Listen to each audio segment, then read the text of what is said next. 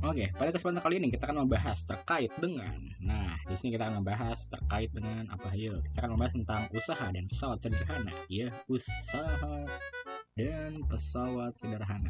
Nah, mungkin kalau misalkan kalian mendengar pesawat sederhana, awal-awalnya bakal mikirin, wow, pesawat yang terbang. Mungkin pesawat sederhana kita akan melipat kertas menjadi untuk pesawat. Enggak ya, pesawat sederhana itu maksudnya apa?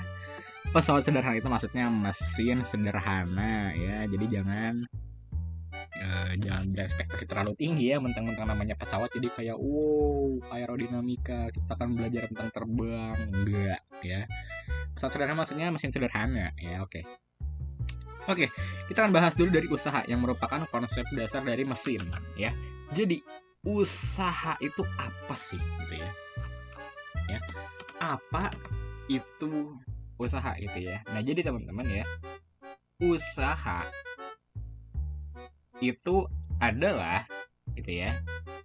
Ini ditulis aja. Nah, usaha itu adalah energi ya yang apa ya?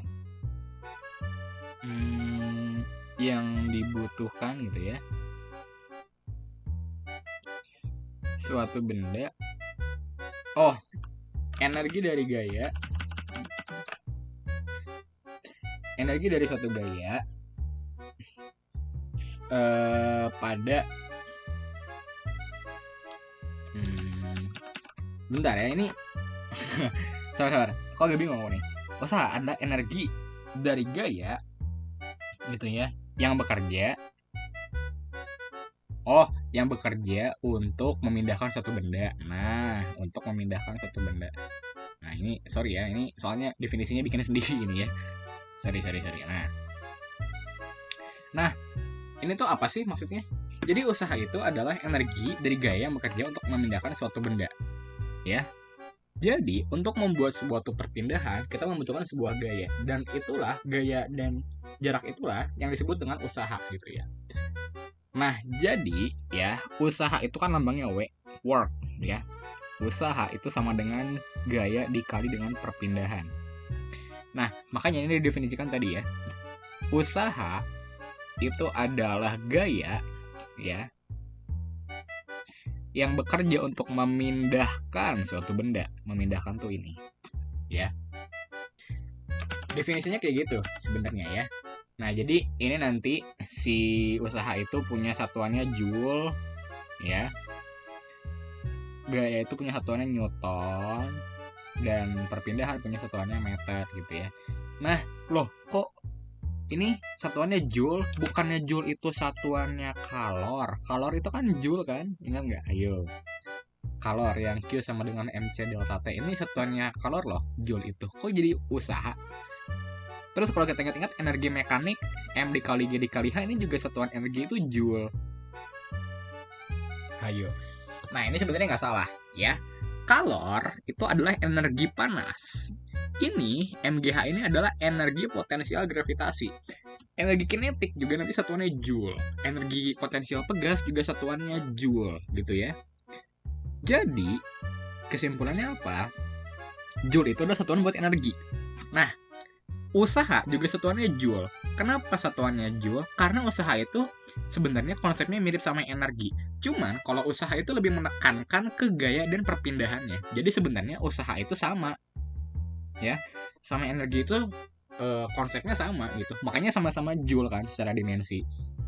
Nah, cuman konsep usaha di sini dia tuh menekankan ke gaya dan perpindahannya gitu. Jadi kalau kita ngomongin usaha, fokus ke gaya dan juga perpindahannya. Kayak gitu, ya. Ini kalau misalkan orang bilang gitu ya, ini kan berarti kan kalau misalkan F-nya dipindah ke sini, ya kan, F-nya dipindah ke sini, W per F sama dengan S gitu kan ya.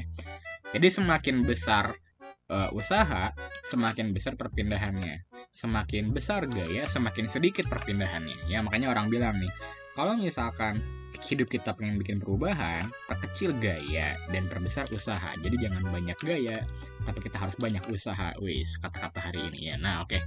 Kira-kira kayak gitu ya konsepnya. W sama dengan F dikali S gitu ya. Itu adalah konsep dasar dari usaha. Ya kalau mau dibikin soal usaha mah sebenarnya simpel aja gitu ya. Maksud kayak gimana tuh simpel?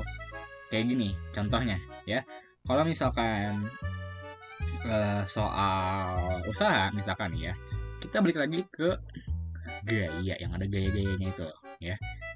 Misalkan ini gayanya 20 Newton gitu ya. Dan nanti si benda ini dia akan berhenti di sini, yang mana dia itu mengalami perpindahan dari titik awalnya ke titik akhir itu sejauh 5 meter. Pertanyaannya berapa usahanya? Gampang, ya kan? Usaha sama dengan gayanya 20 Newton dikali perpindahan 5, berarti 100 Joule. Beres. Ya, paling soalnya dibolak-balik ya nggak sih? Nih, misalkan gaya ini di sini ada gaya F. Gitu ya. Dia berpindah sejauh 20 meter misalkan di sini. Gitu ya. Nah, kalau misalkan usahanya itu adalah 500 Joule ya, atau J aja singkatannya ya. Maka gayanya berapa gitu kan ya? Ya udah gampang, W sama dengan F dikali S. 500 sama dengan gaya dikali 20 ya kan. Berarti gayanya yang dibutuhkan itu adalah 500 dibagi 20. Gitu kan ya. 50 bagi 2 berapa? 25 Newton. Ya. Udah sih. Kalau misalkan usaha mah gini-gini doang gitu ya soalnya. Jadi paling dibolak-balik nanti sama soalnya, antara yang diketahuinya usaha sama gaya, atau yang diketahuinya usaha sama jarak, atau yang diketahuinya gaya sama jarak, perpindahan maksudnya ya. Nah itu ntar tinggal dibolak-balik aja pakai rumus ini, pakai rumus sederhana ini ya, jangan lupa. Oh ya, dan di sini aku lupa ngingetin ya, kalau misalkan kita nulisin rumus usaha, W-nya itu adalah W kapital ya, jadi nulisnya itu dia sama besar sama F, jadi W sama dengan F dikali S ya. Jadi kalau misalkan biar nggak ketukar ya, kalau misalkan kayak gini, ini W-nya kan non kapital ya, sebenarnya ya boleh-boleh aja sih, cuma nanti bisa ketukar. Jadi kalau bisa biasakan nulis usaha atau energi itu pakai W kapital gitu ya. Karena W non kapital itu biasanya digunakan untuk gaya berat gitu ya, atau beban nanti malah ya, gaya beban, gaya berat sama aja sih ya, kayak gitu ya. Nah oke, itu ya konsep usaha tuh cuma kayak gitu doang, F dikali S. Nah, nanti yang agak repot nih itu pesawat sederhana. Nah, ini karena kita harus tahu nih, maka kita akan membahas tentang pesawat sederhana. Nah, pesawat sederhana itu ada beberapa hal yang dipelajari. Contohnya yang pertama itu adalah tuas. Ya. Terus ada yang namanya bidang miring. Ya kan? Terus ada yang namanya katrol. Dan ada yang namanya roda berporos atau gear, ya kan. Nah cuman biasanya kalau di SMP tuh banyak yang dibahasnya tuh cuman tuas sama bidang miring. Kalau katrol itu cuman disinggung doang, keuntungan mekanis. Roda berporos cuman disinggung dikit doang biasanya ya, biasanya. Kita akan bahas dari tuas dulu ya. Oke, tuas. Tuas itu apa sih? Nah, tuas itu tuh namanya pengungkit ya, pengungkit gitu ya. Nah ini tuh dia membantu kita. Oh ya, sebelumnya kenapa dinamakan pesawat sederhana ya? Pesawat sederhana tadi udah aku bilang itu maksudnya mesin sederhana. Maksudnya apa?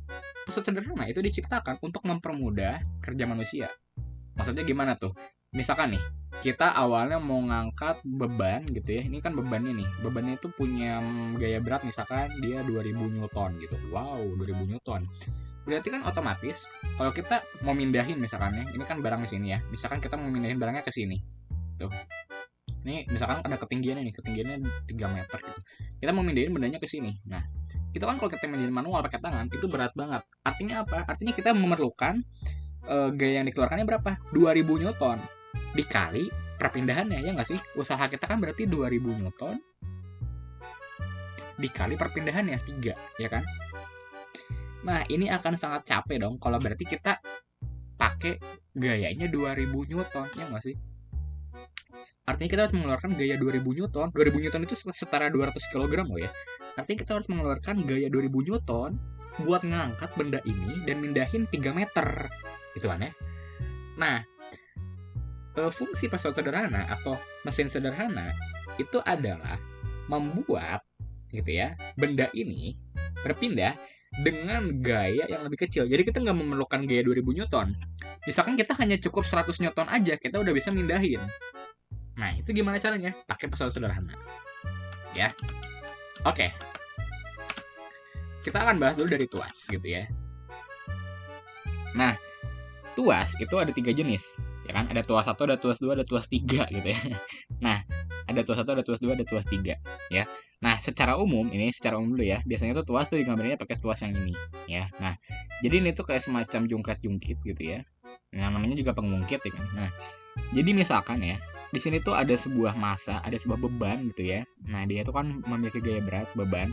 Nah, dari sini ke sini ya. Jadi dari jarak beban ke poros tuh ini ya.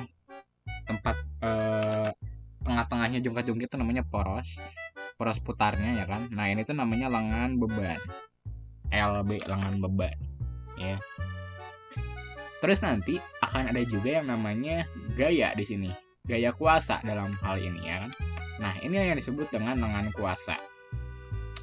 Nah, ini nggak usah bingung. Ini sebenarnya apa? Ini sebenarnya gaya. Ini juga gaya. Jadi jangan bingung gitu ya. Kalau misalkan namanya bukan beban dan kuasa, kayak misalkan dua orang misalkan yang berbeda, itu jangan bingung. Itu sama-sama aja itu beban dan kuasa. Intinya mah gaya gitu kan ya. Dan lengan itu maksudnya itu jarak dari gaya tersebut ke tengah. Ya, konsepnya kayak gitu. Jangan ngafalin FKLK, WLB, jangan ngafalin kayak gitu. Tapi kalau misalkan ada gaya di sini dan ada gaya di sini, maka usaha gaya di sini dikalikan dengan jaraknya ke tengah dan juga sama dengan gaya yang di sini dikalikan dengan jaraknya ke tengah, kayak gitu ya. Jadi gitu ya, secara sederhana kalau tuas itu dia dirumuskan dengan W dikali LB sama dengan FK dikali LK, kayak gitu ya. Karena usaha di kiri sama dengan usaha di kanan, intinya mah kayak gitu sebenarnya konsepnya ya kan.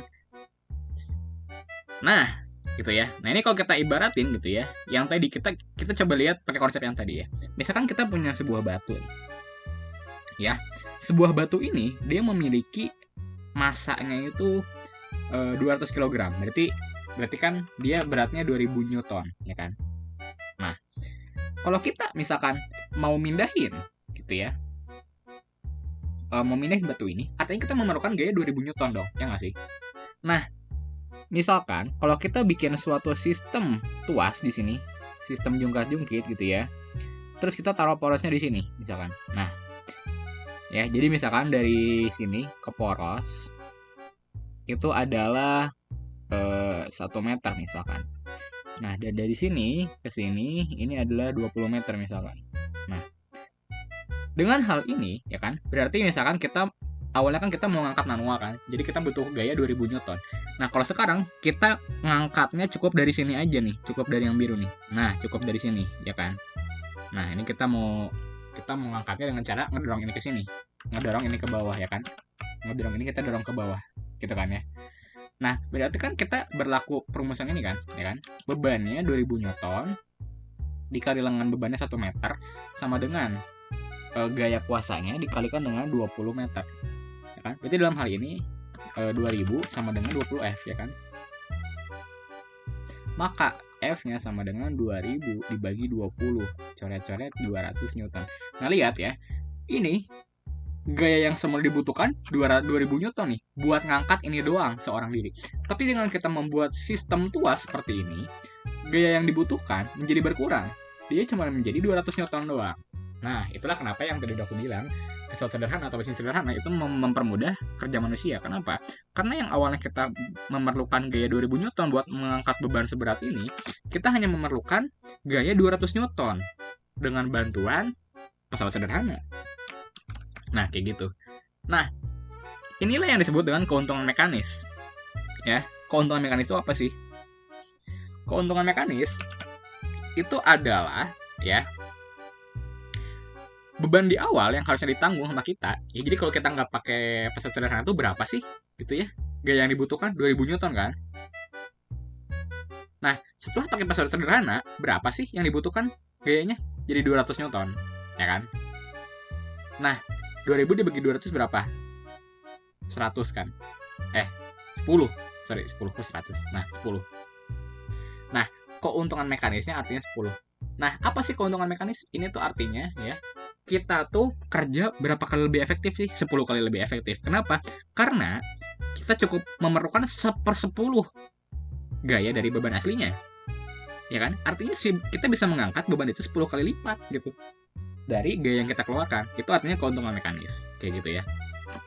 Jadi nggak usah ngafalin rumus, intinya keuntungan mekanis itu adalah gaya, ya, gaya yang dibutuhkan sebelum pakai pesawat sederhana dibagi dengan gaya yang ternyata dibutuhkan setelah menggunakan pesawat sederhana, ya. Jadi secara umum keuntungan mekanis itu rumusnya itu adalah beban awal, ya, W dikali F. Ya, jadi cukup ingat ini aja. Nggak usah ingat kayak LK bagi LB, atau misalkan nanti ada H dibagi L misalkan, atau apa gitu. Itu nggak usah diingetin. Yang penting tuh ngerti ini, W dibagi F. Nah, jadi keuntungan mekanis itu adalah perbandingan antara gaya awal yang dibutuhkan dibagi dengan gaya yang dikeluarkan setelah pakai pesawat sederhana, kayak gitu. Ya, itu keuntungan mekanis, ingat. Nah, oke. Kembali ke tuas, ya. Tuas itu tadi aku bilang ada 3 jenis, ya kan? Ada tuas jenis 1, ada tuas jenis 2, ada tuas jenis 3, ya kan? Nah, ini ingat-ingat nih. Tuas jenis 1 itu adalah yang dari tadi kita bahas, ya. Jadi kalau misalkan ada tuas di sini, nah, porosnya itu di tengah. Nah, porosnya di tengah gitu ya. Nah, jadi di sini ada beban di sini. Nah, di sini ada beban. Di sini ada kuasa. Gitu ya. Di sini lengan beban. Di sini lengan kuasa. Gitu ya. Itu gampang. Ini contohnya apa? Pesawat sederhana yang kayak gini. Gampang, pemotong kuku, gunting, ya kan? Tang, gitu kan? Apalagi? Itu yang buat penjepit jemuran. Nah, gitu ya. Nah, itu adalah contoh-contoh tuas 1. Ini memotong kuku, itu bebannya di mana? Ya di ujungnya kan. Kayak pemotong kuku kan gini kan. Nah, pemotong kuku kan gini ya. Nah, kita taruh kuku kita kan di sini. Nah, ini tuh jadi beban. Kuku kita ini jadi beban yang mau diambil gitu kan. Nah, biar gampang motongnya, ini sengaja dipanjangin biar nanti kita cukup memerlukan gaya sedikit buat bisa memotong kuku kita gitu ya. Nah, sama kan? Jadi ini ke sini LB, ini ke sini LK gitu ya. Gunting mah udah jelas gitu ya. Tang udah jelas, penjepit jemuran juga udah jelas, sama aja gitu ya. Nah, lanjut. Tuas yang kedua itu dia kayak gini ya. Misalkan di sini ada tuas gitu ya. Nah, kalau tuas jenis yang kedua gitu ya, tumpunya tuh ada di sini ya. Bebannya ada di tengah. Nah, kuasanya ada di sini. Nah, gitu ya. Nah, yang kayak gini apa sih contohnya? Misalkan gerobak roda 1, tahu nggak sih gerobak roda 1 yang buat di bangunan gitu. Jadi ini ada roda, terus di sini ada gerobaknya gitu ya. Biasanya naruh bahan-bahan bangunan, terus dia pegangannya di sini gitu kan ya. Nah, ini adalah contoh tuas. Kenapa? Porosnya di sini ya. Titik tumpunya di sini, porosnya di sini. Titik tumpunya di sini. Bebannya di sini kan, naruh bebannya di sini. Kuasanya di mana? Di sini, ya kan? Ya, ini udah jelas, ini titik tumpu, ini beban, ini kuasa, ya kan? Maka ini adalah jenis tuas yang kedua gitu kan ya. Apalagi ya? Oh, tahu ini nggak, alat pemotong kertas? Nah, alat pemotong kertas kan gede kan itu. Dia kan ada kayak gini gitu ya. Ini tempat taruh kertasnya, nanti di sini tuh ada kayak tuas gitu. Nah, ya. Nanti si tuasnya tuh bentuknya kayak gini kalau dari samping, ya. Ini kan kayak gini si platnya. Nah, terus si tuasnya tuh kayak gini dia. Nah, set gitu. Nanti si kertasnya di sini. Nanti yang motong ini pisaunya gitu ya. Artinya apa? Ya, artinya di sini nanti dia yang akan menanggung si bebannya, ya kan? Di sini titik tumpunya yang berputar, dan di sini adalah gaya kuasa kita kan, dari tangan kita itu dipindahin cak gitu. Ya kan?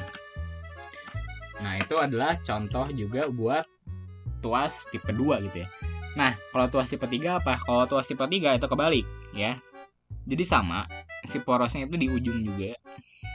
Tapi dia kuasanya di tengah. Nah, W-nya di sini. Gitu ya. Bebannya di situ. Contohnya apa? Sekop. Ya, contohnya sekop. Jadi kalau misalkan kita gambar sekop gitu ya. Nah, gini. Ini pegangannya gitu ya. Nah, bebannya di mana? Bebannya di sini. Ya, ini beban nih. Di sini kan beban ya. Nah, titik tumpunya di sini. Nah, ini titik tumpu. Ya kan? tangan kita itu yang ngangkat itu dari sini, ini kuasa. Kenapa di sini tumpuk? Ya kan di sini sebenarnya diam-diam aja kan. Kita nggak mungkin ngangkat dari ujung kan. Justru ujung itu buat nahan, biar dia diem. Jadi yang muter tuh ujungnya, gitu kan. Nah maka di sini kuasanya, di sini bebannya, di sini tumpunya. Artinya kuasanya di tengah dan dia termasuk tipe 3. Jadi kayak gitu cara ngebedainnya. Oke ya, aman ya. Aman. Yes. Oke, kira-kira kayak gitu. Soalnya juga udah aku bahas ya tadi ya. Lumayan gampang soalnya. Ya kayak gitu-gitu aja paling kalau tuas mah ya. Jadi kayak ada tuas di sini gitu ya, ada beban, misalkan bebannya nggak tahu, berapa. Dari beban ke tengah itu misalkan 2 meter. Dari kuasa tangan kuasanya misalkan 3 meter. Nah, terus diketahui gitu ya, kuasanya itu misalkan 50 Newton gitu. Berapa beratnya? Ya udah tinggal balik aja persamaan yang tadi kan. Berarti W dikali LB sama dengan F dikali LK kan. W dikali 2 sama dengan 3 dikali 50. Ya kan? Berarti 2W sama dengan 150. W sama dengan 150 bagi 2, 75 ya kan? Newton. Nah, dapat deh. W-nya 75 Newton. Kayak gitu-gitu aja sebenarnya, gampang-gampang aja kan. Jadi biasanya tinggal ditukar-tukar aja gitu, soalnya kayak misalkan diketahuinya beban sama kuasa, yang ditanya misalkan ininya tahu misalkan, ya kan?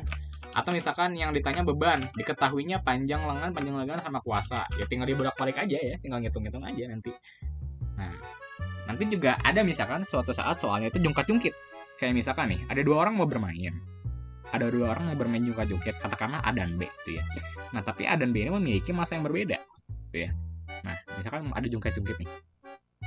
Ada A, ada B gitu ya. Ini massanya beda. Si A ini punya massa 20 kg misalkan. Ringan amat orang 20 kg, 60 dah. Nah, si B ini punya massa 55 kg misalkan. Nah, pertanyaannya, mereka ini harus duduk di mana biar jungkat-jungkitnya jadi seimbang, jadi nggak berat sebelah.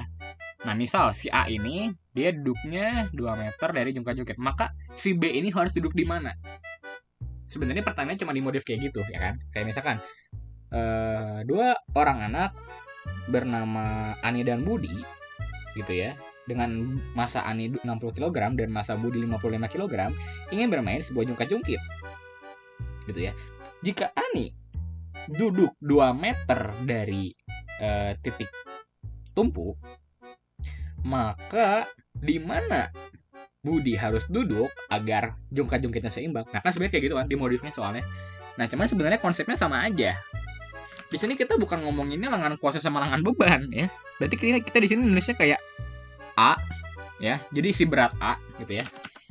Berat A dikali dengan lengan A sama dengan berat B dikali lengan B. Jadi kita udah bukan ngomongin beban sama kuasa, tapi yang penting ada gayanya. Makanya tadi aku udah bilang di awal, jangan hafalin rumus W dikali LB sama dengan F kali LK.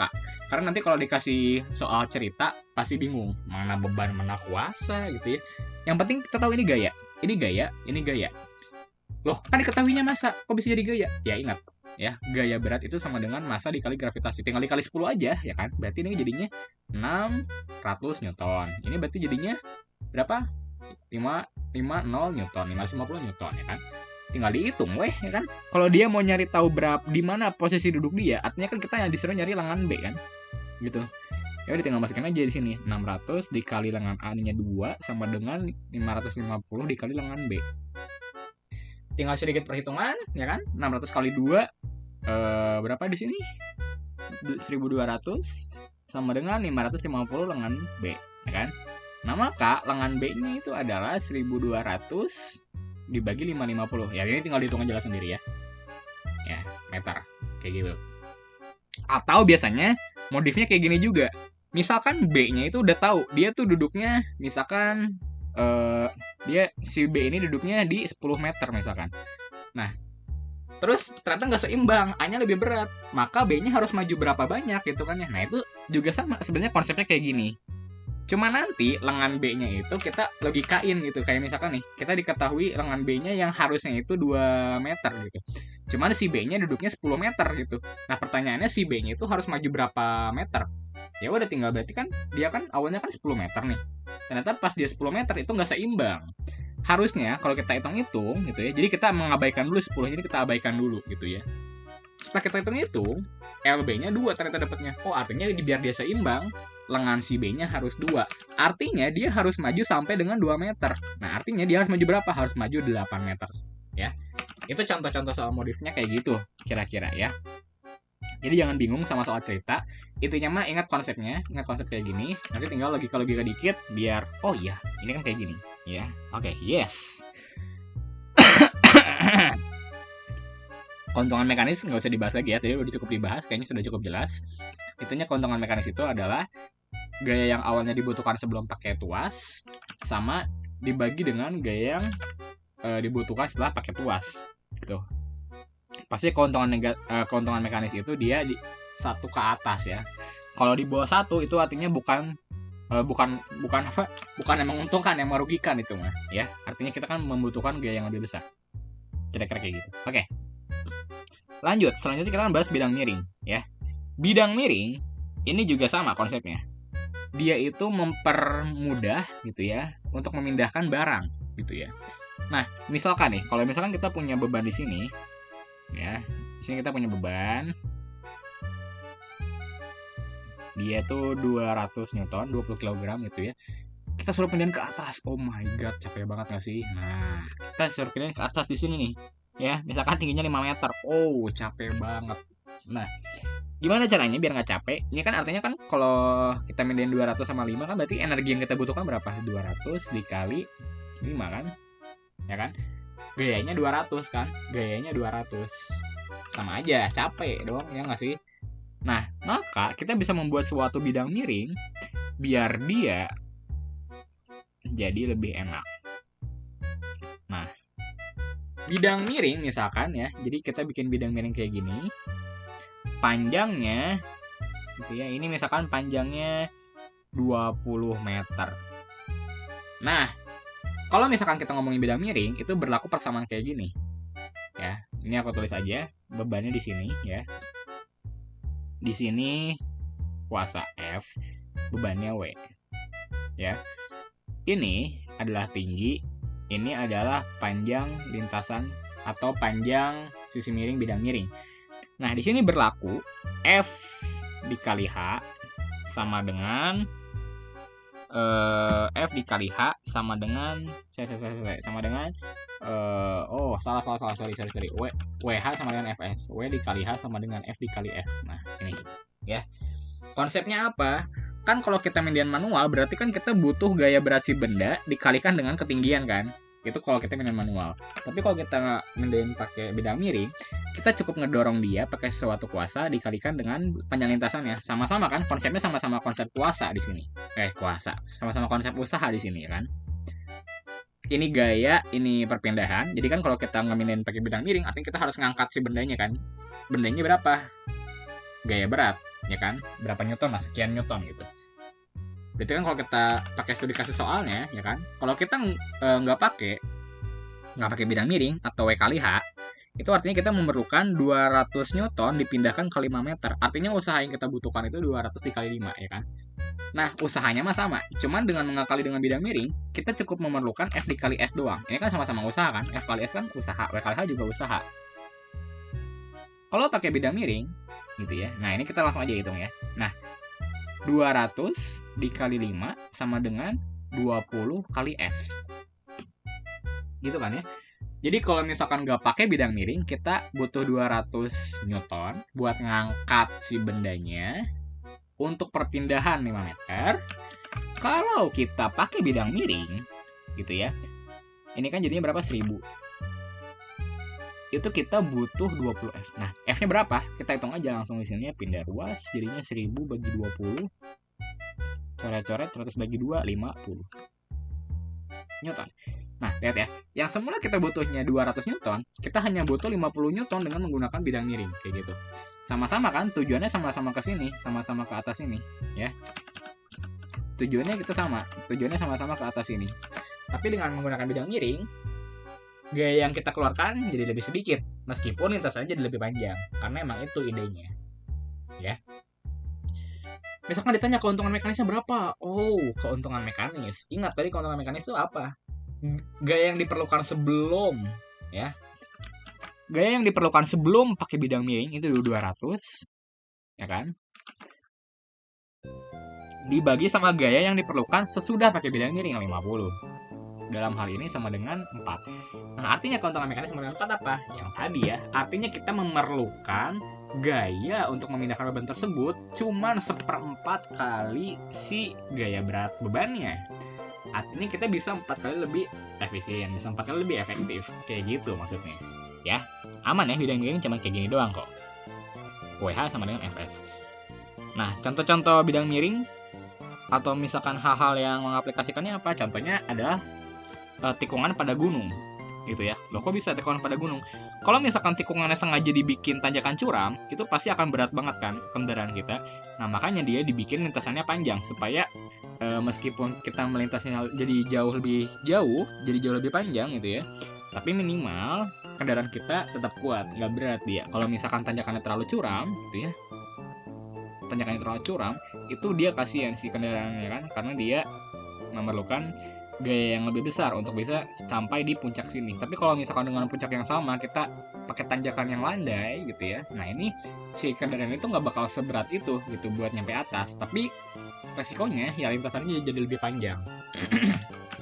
Kayak gitu. Ya, atau bisa juga pakai sekrup. Sekrup itu termasuk bidang miring, atau misalkan pisau juga termasuk bidang miring kayak gitu. Nah, selanjutnya kita akan membahas tentang katrol dan juga roda berporos ya. Nah, kalau katrol, kita bahas katrol dulu deh. Katrol. Ini apakah sudah penuh? Kita gedein. Katrol. Nih, katrol. Nah, kalau katrol itu adalah apa sih? Jadi katrol itu sebenarnya roda juga gitu, roda yang berputar. Cuman biasanya ada talinya. Jadi katrol itu kayak gini nah kira-kira. Ya, ini misalkan. Nah, di sini tuh ada roda gitu loh. Nah, ini rodanya bisa muter. Tapi dia dipasangin tali. Nah, ini salah satu contohnya ada di sumur gitu. Dia pakai katrol kalau di sumur itu, ya kan? Buat ngambil air, menimba sumur itu pakai katrol di atasnya. Jadi ini si embernya bisa jatuh ke bawah buat ngambil air. Nanti buat ngambil airnya kita tinggal tarik aja katrolnya. Jadi dia keangkat ke atas. Gitu ya. Jadi kalau kita narik katrolnya ke bawah, dia akan mengangkat airnya ke atas. Kayak gitu. Nah, katrol sendiri itu ada beberapa jenis. Jadi secara umum ada 3 jenis katrol gitu ya. Katrol itu ada 3 jenis. Ya. Yang pertama itu adalah katrol tunggal, katrol tetap gitu ya. Ada juga katrol bebas nih ya, katrol bebas sama katrol majemuk atau katrol gabungan juga bisa namanya ya. Katrol majemuk. Nah, gitu ya. Katrol tetap itu apa? Katrol tetap itu adalah katrolnya tuh cuma satu, tapi dia nggak bisa gerak. Jadi cuman diem aja gitu si rodanya. Contohnya apa? Ya yang tadi ya, tentang sumur-sumur itu. Di sumur itu akan ada katrol, yang mana dia itu adalah katrol tetap. Jadi katrolnya tuh nggak berubah, ya. Dia nggak berubah, tapi dia itu membantu manusia untuk apa ya? Ini misalkan mengubah arah gerak suatu benda gitu. Jadi kalau misalnya kita tarik ke sini, ya ini ke sini. Contohnya apa katrol tetap? Ya contohnya itu ya. Ada di sumur atau misalkan ada di tiang bendera ya kan. Kalau tiang bendera kan kita narik tali kan buat ngibarin bendera kan. Nah, itu pakai katrol. Pakai katrolnya katrol tetap karena dia nggak berubah. Kalau katrol majemuk bebas dulu dong. Kalau katrol bebas itu apa? Nah, ini tuh meskipun sama-sama dia katrolnya cuma satu, tapi kalau katrol bebas dia katrolnya bisa gerak. Kenapa? Karena dia nggak, kalau katrol tetap kan dia dipatok di sini nih, di temboknya kan dipatok, di atasnya dipatok nih. Tapi kalau katrol bebas itu enggak, dia gini, dia dari atasnya ada tali gitu ya. Jadi katrolnya di sini dia, nih di sini katrolnya. Nah di sini katrolnya di sini misalkan ya. Jadi nanti di sini ada pengikatnya nanti di sini misalkan. Nah si bebannya di sini nanti dia. Nah bebannya di sini. Ini kan tadi bebannya di sini ya. Ini bebannya di sini. Nah, kalau katrol bebas itu dia diikat pakai tali ke sini. Nanti ada juga tali ke sini. Nah, ini adalah katrol bebas. Jadi katrol bebas ini dia bisa gerak si katrolnya dia, jadi dia nggak diam aja gitu ya. Kalau misalkan talinya panjang terus ditarik ya dia makin atas, kalau dia talinya panjang tapi nggak ditarik ya dia makin bawah, nanti kayak gitulah intinya kalau katrol bebas gitu ya. Nah kalau katrol majemuk, nah ini adalah sistem katrol biasanya ya. Ini rumit biasanya kalau sistem katrol ini ya. Misalkan jadi ada katrol di sini, ada katrol misalkan gitu ya. Terus bawahnya ada katrol lagi di sini, ada sistem katrol lagi di sini misalkan gitu ya. Terus ada katrol lagi di sini. Terus mengikat lagi sama katrol di sini gitu ya. Bebannya di sini. Gitu kan ya. Terus kayak ini katrol ini ngikat sama katrol ini ngikat sama katrol ini ngikat sama katrol ini misalkan gitu kan ya. Terus ini ngikat sama katrol ini misalkan. Nah bingung gak tuh? Nah kan bingung kan? Maka ini F gitu ya. Nah kenapa ribet banget? Ada alasannya ya. Nah alasannya aku akan jelasin. Kalau katrol tetap itu dia keuntungan mekanisnya 1. Artinya apa keuntungan mekanis 1?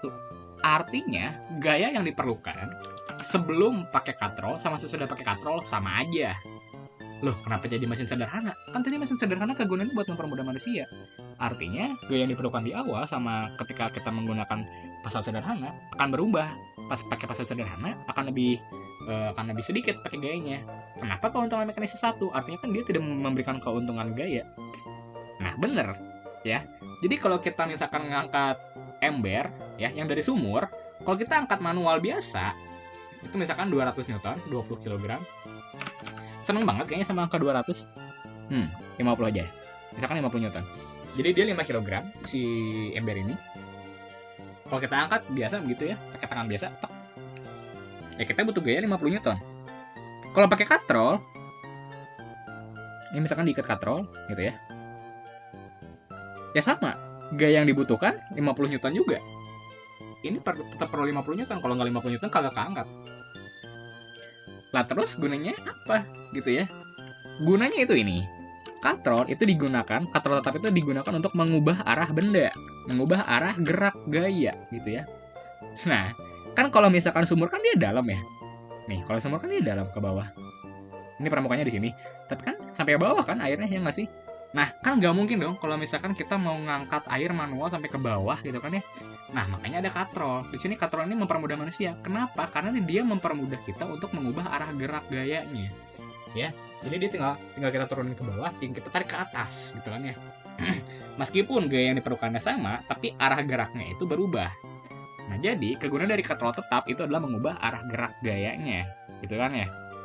Nah, jadi emang dia tidak memberikan keuntungan mekanis, tapi dia mengubah arah gerak gaya. Gitu, oke? Nah, lanjut. Kalau katrol bebas, baru dia beda. Dia punya keuntungan mekanis. Dia keuntungan mekanisnya 2. Nah, gitu.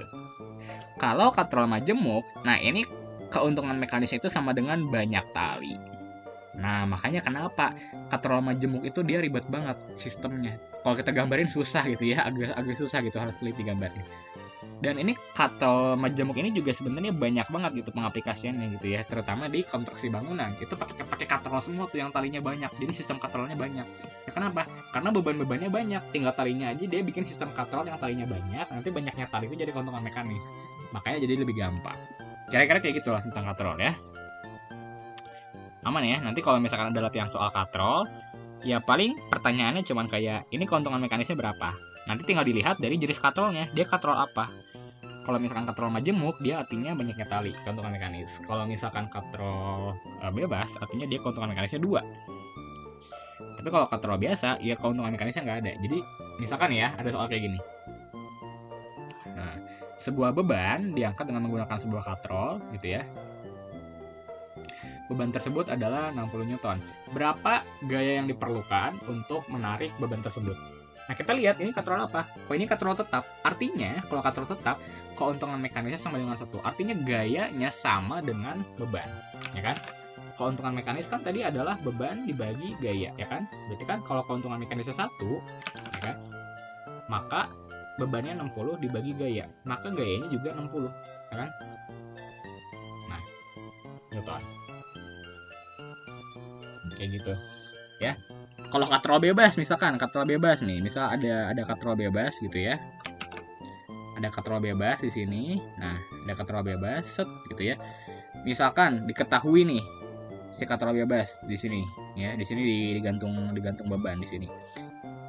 Misalkan dia ditarik hanya 20 Newton. Pertanyaannya, gaya beratnya berapa atau bebannya berapa sih beratnya gitu ya. Bebannya berapa? Ya kita lihat ya. Kalau katrol bebas itu keuntungan mekanisnya 2. Keuntungan mekanis itu apa tadi? Beban dikali gaya.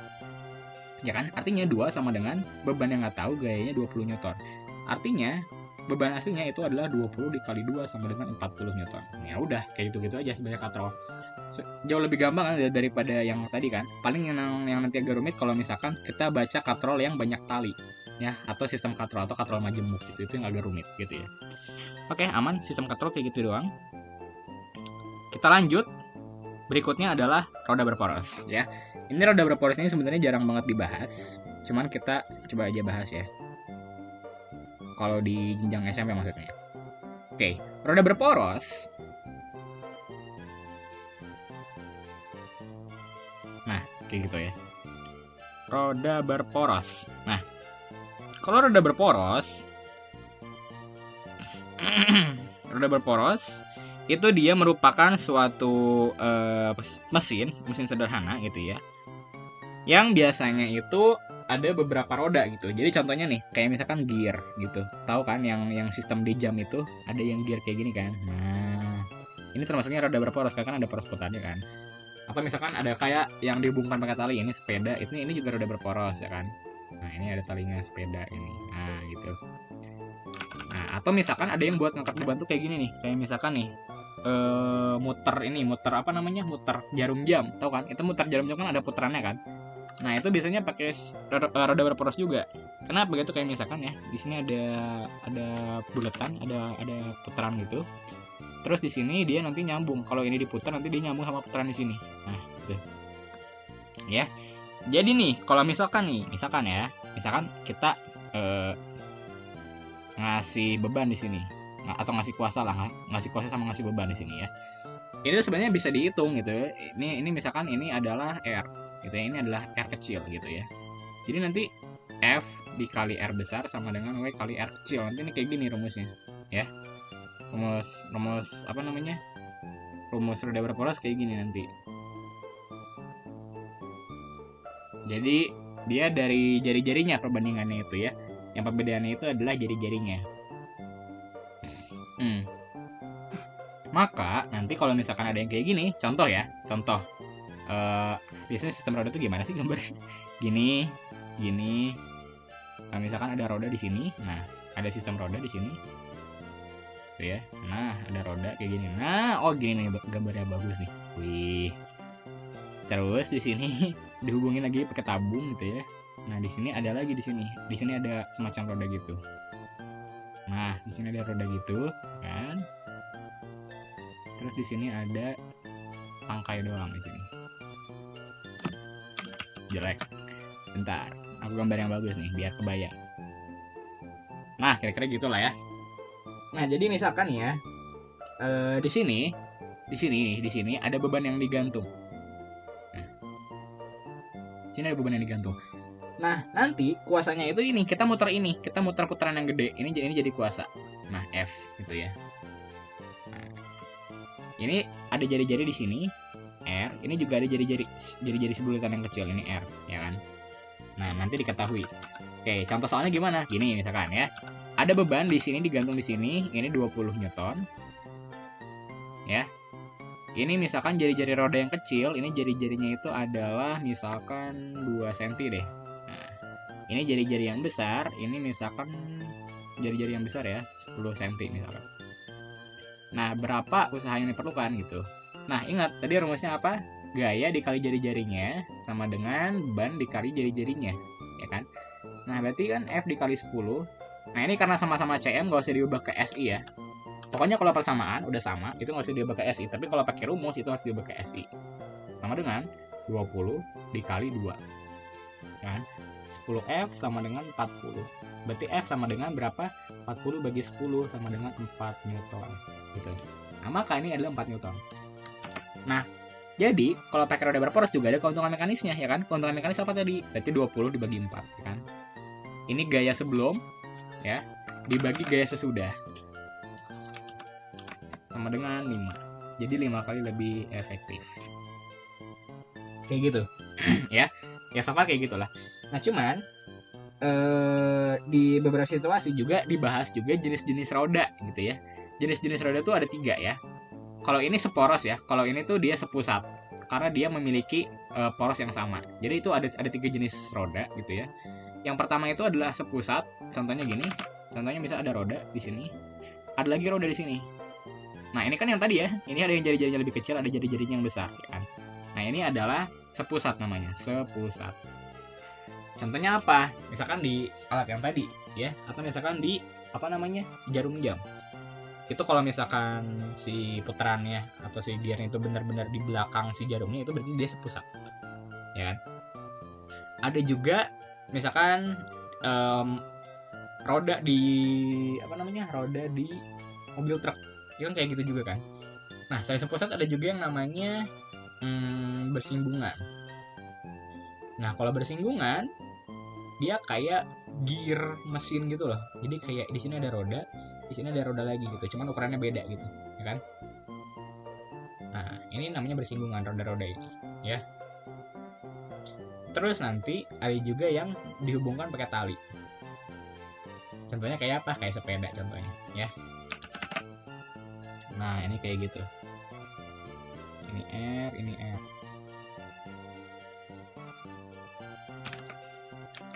Tuh. Bentar. Nah, dibongkar pakai tali gini ya. Jadi ntar ini tuh muternya beda-beda ya. Ya, ini kalau muternya kayak gini searah dia. Kalau ini muternya dia berlawanan arah, ini ke sini, ini ke sini. Kalau ini muternya dia searah. Ini ke sini, ini ke sini, ini ke sini, ini ke sini, ini ke sini. Gitu. Ya, kira-kira kayak gitu deh. Oke, materinya udah beres. Sekarang kita bahas latihan soal. Oke. Sekarang kita akan masuk ke latihan soalnya ya. Di sini udah ada beberapa soal ya. Nanti dari yang awal bab, dari mulai pengertian usaha sampai dengan nanti pesawat-pesawat sederhana lainnya gitu ya. Oke. Soal yang pertama kita ngerjain yang ini dulu ya. Dua buah gaya masing-masing F1 15 Newton dan F2 7 Newton bekerja pada sebuah benda yang terletak pada suatu permukaan lantai. Jika benda berpindah ke kanan sejauh 6 meter, nah ini sejauh 6 meter gitu ya. Jadi awalnya kan bendanya di sini nih. Nah, dia pindah 6 meter jadi ke sini gitu. Nah, segini itu 6 meter gitu ya. Tentukan usaha yang dilakukan pada benda oleh kedua gaya tersebut. Oke. Tentukan usaha. Nanti gampang aja kan. Kita akan mengetahui bahwa W sama dengan F dikali S. Nah, dalam hal ini gayanya itu nggak cuma satu. Berarti di sini kita ambil resultan gayanya ya. Jadi ini kita ambil resultan gayanya. Nanti dikaliin sama jarak ya. Tentu saja ya kita mengetahui banyak ya. Di sini kita mengetahui F1 itu ada 15, F2 itu adalah 7 Newton. Ya, tapi ingat F2 itu dia negatif harganya. Kenapa? Karena berlawanan ya, atau dia mengarah ke arah sebelah kiri. Yes. Oke. Selain itu diketahui juga bahwa perpindahannya itu 6 meter. Nah, perpindahan itu S gitu ya. Nah, maka kita bisa langsung nyari W-nya ya. Berarti kan kita mau ngitung sigma W. Sigma W itu adalah resultan gaya. Ya udah, F1 sama F2 kan. Berarti kan sigma F-nya berapa nih? Ini kan kalau kita hitung resultan gayanya berapa? Ya kan? 15 dikurang 7 kan. Nah, ininya berapa? 15 kurang 7? 8 Newton, ya kan? Nah, gitu. 8 Newton. Nah, jadi resultan gayanya 8 Newton dikali perpindahannya 6 meter. Maka usahanya berapa? 8 kali 6, 48 Joule. Nah, selesai ya, gitu doang ya. Gampang ya? Oke, masih gampang. Sekarang kita coba move ke yang agak teoritis dulu nih. Nah, ini sama konsepnya, cuman kita lihat ya. Seorang anak memindahkan sebuah buku yang jatuh di lantai ke atas meja. Massa buku adalah 300 gram dan tinggi meja dari lantai adalah 80 cm. Jika percepatan gravitasi bumi adalah 10 meter per sekon, kuadrat tentukan usaha yang diperlukan. Nah, di sini dia sama nanyanya usaha. Jadi kita sebenarnya jawabnya juga sama, cuma pakai rumus yang tadi. Ya, jadi sebenarnya ini cara jawabnya W sama dengan F dikali S. Nah, perpindahannya tuh ada. perpindahannya ini 80 cm. Karena kan dia mau naro buku yang semulanya di bawah jadi di atas ya kan. Dan yang mana dari bawah ke atas ini jaraknya 80 cm ya kan. Artinya perpindahannya 80 cm kayak gitu kan. Nah, maka di sini kita diketahui S-nya 80 cm. Nah, pertanyaannya, gayanya berapa? Di sini nggak ada informasi sama sekali tentang gaya. Gitu ya. Nah, tapi jangan aneh. Di sini ada informasi tentang massa. Massanya dia itu 300 gram atau 0,3 kilogram. Betul kan ya? 80 cm dijadiin SI dulu, dijadiin meter nih. 0,8 meter. Ya kan? Nah, pertanyaannya, gayanya berapa? Nah, kalau kita ingat-ingat sebelumnya, yang tadi aku bilang, kita jangan terpaku sama rumus W sama dengan Fs. Jadi F itu kayak benar-benar harus gaya. Jadi F itu maksudnya itu bukan semata-mata yang di soal diketahui F. Tapi kita tuh harus tahu F itu kan adalah gaya. Di sini yang merupakan gaya itu apa? Gaya berat dong, ya nggak sih? Nah, gaya berat. Si buku ini punya gaya berat. Artinya, kalau bukunya punya gaya berat, kita juga perlu gaya yang sebanding dengan gaya berat untuk bisa mengangkat bukunya. Ya. Nah, karena di sini diketahui gravitasi bumi adalah 10 meter per sekon kuadrat, ya kan? Nah, artinya G sama dengan di sini kita tulis aja ya. G sama dengan 10 meter per sekon kuadrat. Nah, artinya kita bisa tahu gaya berat. Gaya beratnya itu artinya W itu kan M kali G ya. Gaya berat itu adalah massa dikali gravitasi. Ya kan? Massanya 0,3, gravitasinya 10. Jadi dia adalah 3 Newton. Ya kan? Nah, jadi si orang ini ngangkat buku dari bawah ke atas itu dengan menggunakan gaya 3 Newton. Ya, jadi sama aja sebenarnya F-nya itu 3 Newton. Ya kan? Berarti kalau kita mau hitung F kali S, 3 Newton dikali 0,8 meter. Sama dengan 2,4 Joule. Gitu ya. Nah, atau nih sebenarnya ada cara lain juga. Sebelumnya aku udah bahas kalau misalkan W atau usaha itu sebenarnya sebanding sama energi kan. Nah, dalam hal ini kita bisa pakai konsep energi potensial, MGH. Kayak gitu, ya kan? Ya tinggal hitung aja nih, M-nya berapa? M-nya 0,3 kg, ya kan? Ya, 0,3 kg. G-nya berapa? 10. H-nya berapa? 0,8 meter. Ini tinggal dikaliin, tek, 3 kali 8, 2,4 Joule juga.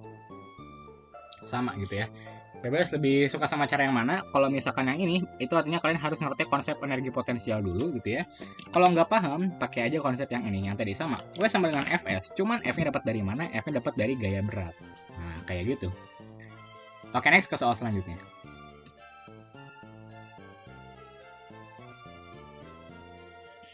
Nah, ini, di soal selanjutnya, dia ngomongin tentang tuas, ya. Ini tentu saja sangat gampang ya, karena tuas itu kan cuman antara perkalian beban dengan lengannya dan juga sama dengan kuasa dikali dengan lengannya. Di sini kita lihat, ya kan? Bebannya di sini adalah 600 Newton di sini. Jadi soal diketahui bebannya 600 Newton. Jadi ini ke arah bawah itu 600 Newton. Agar berada pada posisi setimbang, gitu ya, tentukan besar gaya F. Nah, berarti ini kita nggak diketahui nih, ini berapa gitu ya. Kita mau nyari F-nya, gitu ya. Gimana caranya? Tentu saja kita pakai persamaan, persamaan jungkat-jungkit ya kan, persamaan tuas. W kali LB sama dengan F kali LK, ya kan. Jangan bingung, ini meskipun tuasnya bukan tuas tipe 1, ya kan, ini kan tuas tipe 2 kan. Jangan bingung, sama rumusnya ya. Jadi jangan bingung, oke? W, bebannya berapa sih? 600 kan. Nah, lengan bebannya berapa? Jadi dari titik tumpu dari sini ke sini berarti ke beban. Berapa? Setengah meter kan. Nah. Jadi kita tulis setengah dikali setengah sama dengan F dikali LK. LK tuh mana? Lengan kuasa kan, berarti dari tumpu ke kuasa ke sini ya. Jadi segini. Nah, segitu ya. Berapa nih? Berarti kan setengah meter ditambah 1,5 meter. Ayo, berapa setengah tambah 1,5? Ya, 2 ya. 2 meter. Jadi kali 2.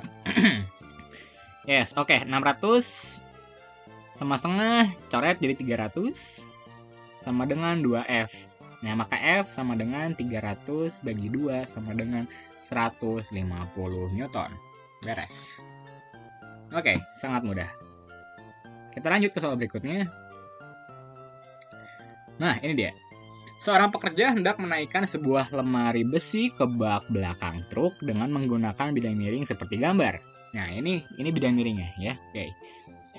Jika massa lemari 120 kg, nah makanya kita ketahui ya di sini itu ke bawahnya ya ini ada gaya berat, berarti ya kan. Gaya beratnya berapa? Berarti 1200 Newton, ya kan? Karena yang diketahui massa.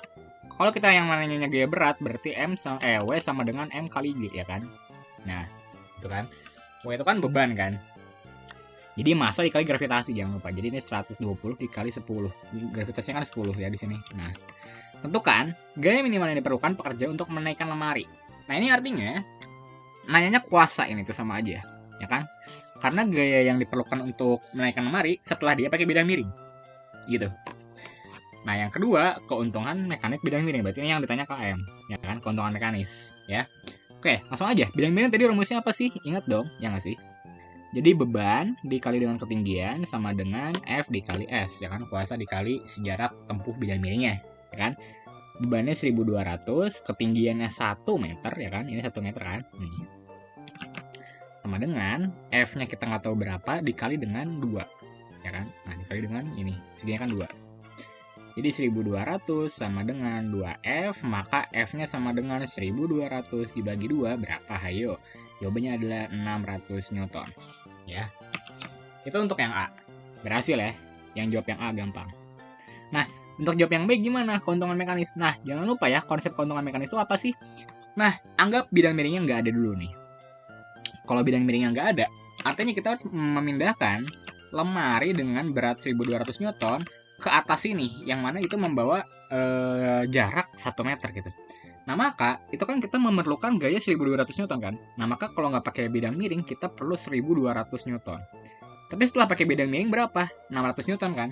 Nah, jadi setelah pakai bidang miring, kita hanya memerlukan gaya 600 Newton. Nah, tinggal dibagi aja ya, sebelum sama sesudah. 1200 dibagi 600 berapa sih? 2 kan. Nah, maka keuntungan mekanisnya adalah 2 gitu ya. 2 keuntungan mekanisnya. Gampang banget, gampang. Oke, kita masih mau ngerjakan soal yang bidang miring. Tapi sekarang soalnya kayak gini.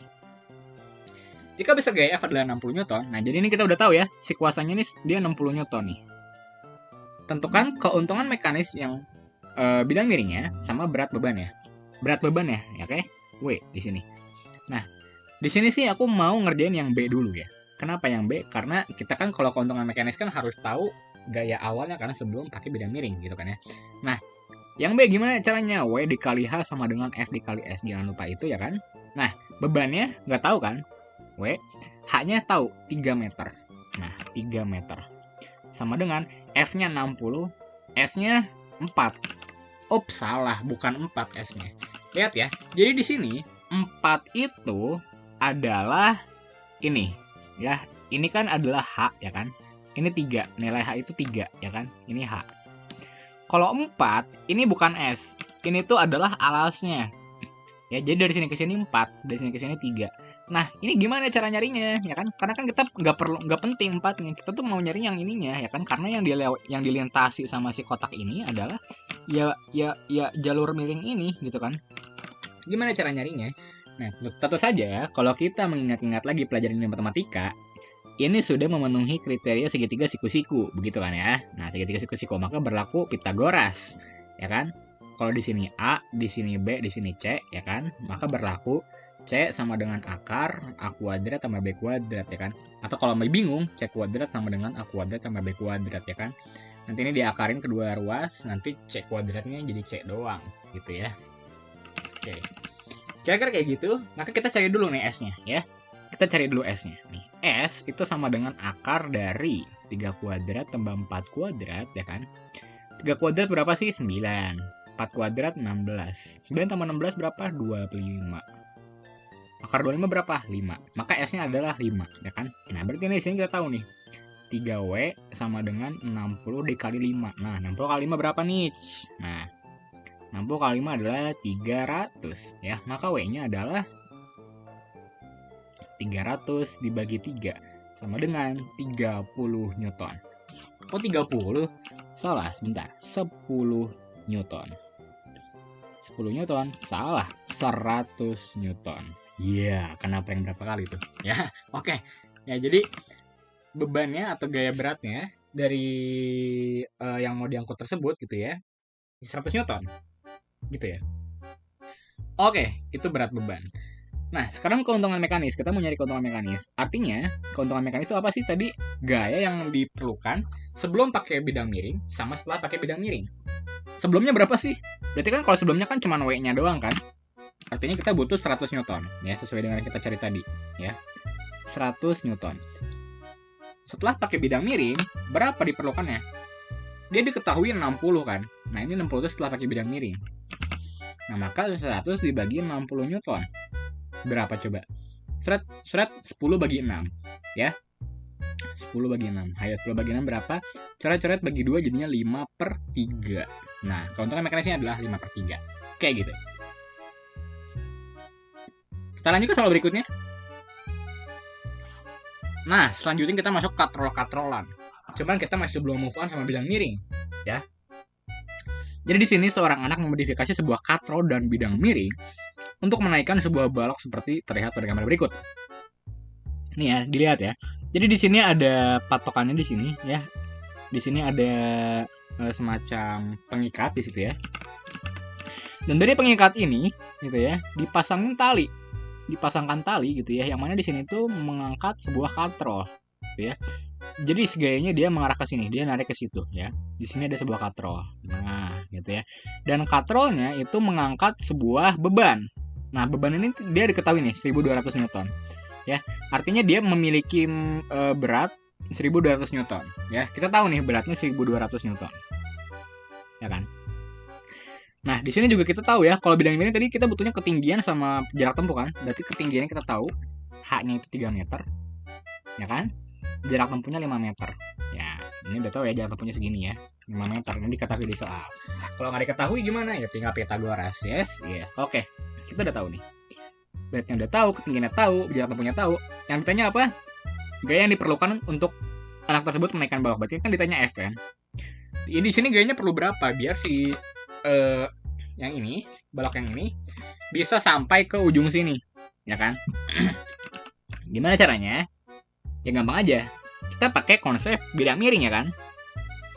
W kali H sama dengan F dikali S. Intinya mah kayak gitu. Jadi anggap dulu katrolnya nggak ada. Gitu. Jadi kayak cuma mau mindahin barang biasa. Anggap aja dia nggak ada dulu gitu ya. Nah, W-nya berapa? 1200. H-nya berapa? 3. F-nya berapa? Nggak tahu. S-nya berapa? 5 meter. Ya kan?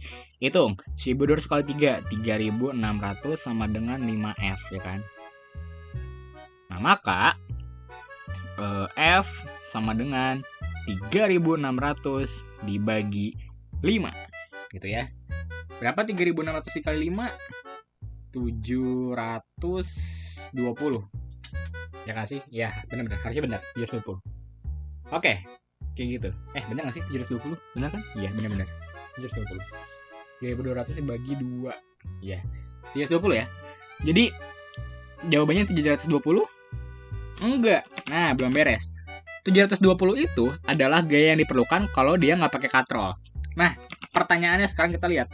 Jenis katrol apa yang dia gunakan? Apakah katrol tetap? Apakah katrol bebas? Apakah katrol majemuk? Di sini kok kita lihat, katrolnya ada di sini.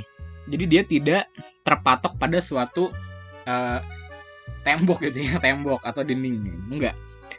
Tapi yang terikat itu adalah talinya di sini. Nah, yang terikat itu talinya. Artinya apa? Artinya ketika si tali ini ditarik sama dia, sama si orangnya, ya. Jadi apabila ini ditarik ke arah sini gitu ya, ditarik ke arah sini, si katrol ini bisa bergerak kan. Nah, dan karena ini katrolnya cuma satu, maka dia bukan merupakan katrol majemuk, bukan sistem katrol. Dia adalah katrol bebas. Ya, katrol bebas. Ingat nggak? Ciri-ciri katrol bebas apa? Ciri-ciri katrol bebas adalah keuntungan mekanisnya itu adalah 2. Ya. Nah, keuntungan mekanis di sini tuh apa? Jadi beban sebelumnya itu dianggap jadi 720 Newton doang. Ya. Maka keuntungan mekanisnya itu adalah 720 dibagi sama 2. Ya kan? Nah, keuntungan mekanis itu apa sih? Yang tadi ya kan? Keuntungan mekanis itu adalah gaya sebelumnya, ya kan? Gaya sebelumnya dibagi sama gaya setelah pakai katrol ya. Anggap aja kita F. Nah, jadi kita lihat keuntungan mekanisnya 2 nih. Nah, maka si F ini tuh adalah 720 dibagi 2, ya kan? Atau sama dengan 360 Newton.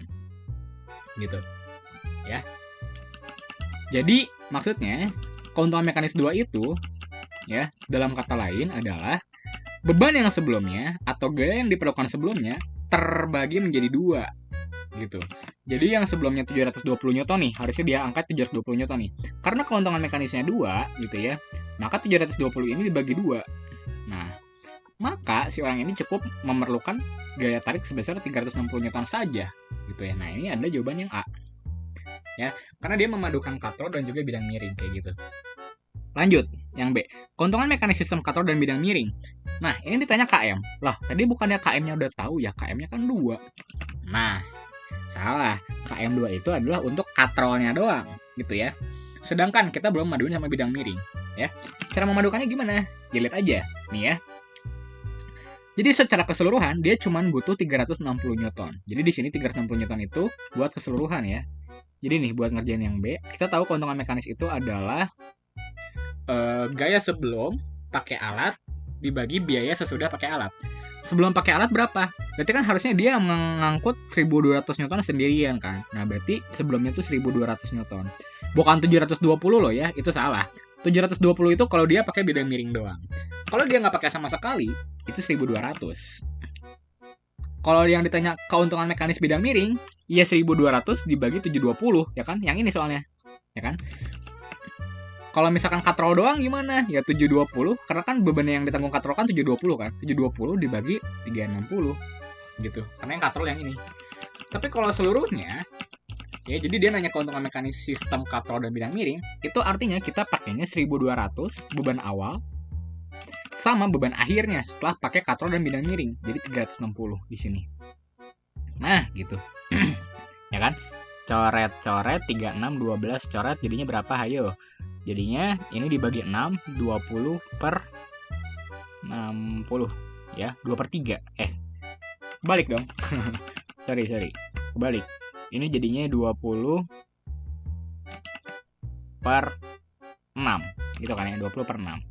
Sama dengan 10 bagi 3. Gitu ya. Jadi keuntungan mekanisnya adalah 10/3. Kayak gitu. Ya, nah ini mungkin lumayan rumit ya. Jadi kita menggabungkan dua pesan sederhana di sini antara bidang miring sama katrol. Nah, cuman yang penting kita ngerjainnya secara terstruktur ya. Jadi pertama-tama kita tuh harus tahu kalau misalkan dia itu dari bidang miring dulu. Bidang miring itu harusnya dia bisa kalau dengan bidang miring doang, dia cukup ngangkut 720 Newton doang yang awalnya 1200. Nah, tapi ketika dia udah pakai bidang miring, dia pakai lagi katrol. Jadinya 720 ini menjadi lebih gampang lagi. Yang mana 720 ini karena dia pakai katrol ganda, tinggal 720 ini tinggal dibagi 2 karena dia keuntungan mekanis katrol ganda itu adalah 2. Nah, maka kalau dibagi 2 bakal jadi 360 Newton. Ya. Maka gaya seluruhnya yang dia butuhkan cuma 360 Newton. Kalau ditanya keuntungan mekanis gimana? Ya udah. Ya gaya yang dia butuhkan setelah pakai alat kan 360. Kalau sebelum pakai alat itu 1200. Berarti 1200 dibagi 3600. Kayak gitu. Oke, lanjut soal selanjutnya. Nah, ini kebetulan soal terakhir juga ya. Kita bahas sistem katrol digunakan pada suatu proyek bangunan seperti gambar berikut. Tentukan gaya yang diperlukan untuk menaikkan beban seberat 120 Newton. Ups, ada pembahasannya nih. Lupa di crop ya. Gak apa-apa ya. Oke, kita bahas ulang aja, gak apa-apa. Nah, jadi pertama-tama apabila ada soal sistem katrol seperti ini, kita tuh harus tahu dulu ini adalah katrol jenis apa. Ya, di sini kita bisa lihat ada 2 katrol, tapi di sini bukan katrol majemuk. Jangan mentang-mentang katrolnya banyak langsung dikatakan katrol majemuk. Salah. Ya, pertama-tama kita lihat dulu di sini bebannya 120 Newton ya. Maka beban yang di sini aku tarik gini ya. Jadi ini 120 Newton. Biar enak aja gambarnya ya kan, karena diagram gayanya udah ada. Nah, di sini kalau kita lihat gitu ya. Ini katrolnya ada 2. Benar. Tapi bukan semata-mata karena katrolnya 2 dia bakal jadi sistem katrol. Lihat, di sini katrol tetap kan. Nah, di sini nih. Nah, kalau aku pakai warna merah aja deh. Nah, di sini ini. Nah, yang ini adalah katrol tetap ya kan? Di sini adalah katrol tetap. Artinya apa katrol tetap? Artinya dia tidak mempengaruhi gaya sama sekali. Ya kan? Yang tadi udah aku bilang di sumur nih. Ya, jadi kalau dia narik ke sini, dengan gaya F ya, yang ketarik ke sini juga dengan gaya F gitu ya. Jadi gayanya tuh nggak ngaruh, nggak nambah keuntungan mekanis apapun, keuntungan mekanisnya satu. Cuman dia keuntungannya bisa mengubah arah gerak gitu. Nah, maka yang kita lihat adalah yang kesininya aja, di sini F gitu ya. Jadi kan sama ya, di sini sama di sini sama, jadi tidak mempengaruhi. Nah, tapi katrol yang di sini, yang di bawah sini, ya, ini adalah katrol bebas, ya kan? Ini adalah katrol bebas. Katrol bebas apa tadi ciri-cirinya? Keuntungan mekanisnya adalah 2. Betul ya? Nah, maka kita tinggal hitung aja gaya yang di sini, ya kan? Nih, gaya yang ini nih, gaya yang aku panahin merah. Atau biar beda, aku paneninnya warna biru deh. Nah, ini nih. Kita cari gaya ke sini berarti. Nah, ya kan? Nah, kita cari gaya ke sini. Kenapa? Ya karena kan bebannya ditanggung sama sini kan. Nah, jadi kan ini kalau ditarik, nanti ini ketarik, ini jadi keangkat juga kan. Ini jadi keangkat, nanti si bebannya juga jadi keangkat. Nah, dan nanti itu sama aja kayak kita cari gaya tarik orang ini. Kenapa? Karena ketika kita katrol tetap, artinya gaya yang ke atas ini sama gaya yang ke sini, gaya tarikan ke bawah sini itu adalah sama gitu ya. Sama-sama F. Jadi kita cukup cari yang sini aja. Ya, jadi kalau misalkan bingung gitu ya, aduh bingung ngapain sini soalnya, lihatnya sampai sini aja. Nah, cuman lihat sampai sini aja. Gitu ya. Itu yang katrol atas nggak usah dipeduliin karena itu katrol tetap, jadi tidak berpengaruh kepada besarnya gaya. Kayak gitu ya. Oke, berarti kan kalau kayak ini kan bebannya 120 Newton. Nah, bebannya 120 Newton, ya kan? Keuntungan mekanisnya 2. Itu artinya keuntungan mekanisnya itu adalah gaya yang dibutuhkan adalah 1/2 kalinya gaya yang asli. Gaya yang aslinya 120, keuntungan mekanisnya 2. Artinya gaya yang dibutuhkan itu adalah gaya yang asli dibagi dengan keuntungan mekanis. Berapa? 60 Newton. Jadi dia cukup memerlukan 60 Newton untuk bisa mengangkat bebannya. Oke, kira-kira seperti itu ya materi tentang usaha dan pesawat sederhana. Semoga bermanfaat. Sampai ketemu di video selanjutnya.